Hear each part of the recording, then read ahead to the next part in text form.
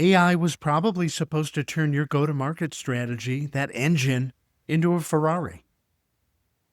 But instead, it probably gave you 18 dashboards, a chatbot that thinks your CRO is a hallucinating hothead, and that horsepower, well, we might have gotten horsepower, but maybe we didn't get the horse we thought.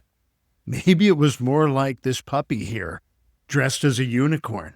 I know this much. In what we were promised from an AI perspective, we had no control, we had a lack of precision, and we certainly had no speed.